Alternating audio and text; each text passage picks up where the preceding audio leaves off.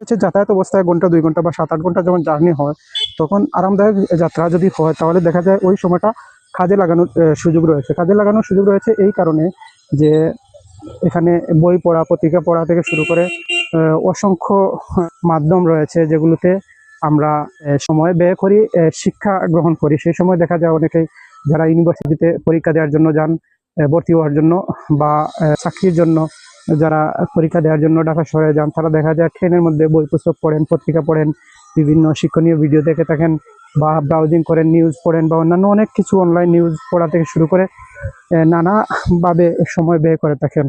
So এগুলো করতে গেলে আমাদের যাত্রা যদি সুসংগঠিত করতে পারি তাহলে ভালো হয়।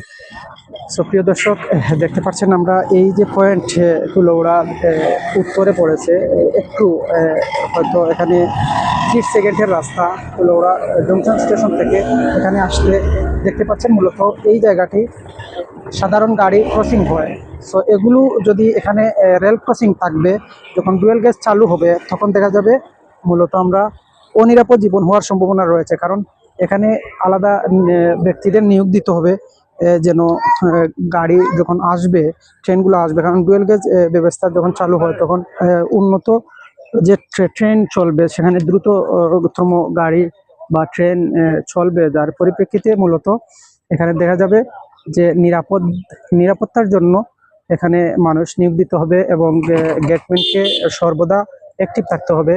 শুধু এখানে নয়, বাংলাদেশের প্রত্যেকটা জায়গায় গেটম্যানের যে অ্যাক্টিভিটি থাকার প্রয়োজন রয়েছে। সো এই যে ডুয়েল গেজ, বিশেষ করে ব্রড গেজের যে ট্রেনগুলো, সেগুলো দেখা যাবে মূলত খুব দ্রুত আসছে এবং অনেক জায়গায় হয়তো দ্রুত চলার কারণে মূলত এগুলো ঝুঁকি থাকার কারণ রয়ে যাবে। সেজন্য এদিকে আমরা সচেতনতা বৃদ্ধি করতে হবে।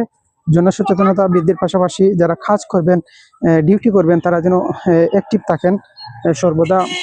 এখানে অ্যাক্টিভ না থাকলে দেখা যাবে কোনো সময় অঘটন করতে পারে। তাছাড়া আমরা সামনে আশুরিঘাট যাব, সেখানে এই যে আশুরিঘাট, এখানে ব্রিজ দেখবেন এবং আশুরিঘাটের যে জায়গাগুলো দেখবেন, এই জায়গায় যে সাধারণ পথ রয়েছে, বাস বা সিএনজি, মাইক্রোবাস এগুলো চলে, এই রাস্তায় অ্যাক্সিডেন্টের মাত্রা বেশি। এই জায়গাটিতে অনেক অনাকাঙ্ক্ষিত ঘটনা ঘটে। সো এই জায়গাটি তুলে ধরার চেষ্টা করব। সো এখানে তুলে ধরবো এই কারণে এখানে আকর্ষণীয় জায়গা, এখানে ইতিহাস ঐতিহ্য রয়েছে।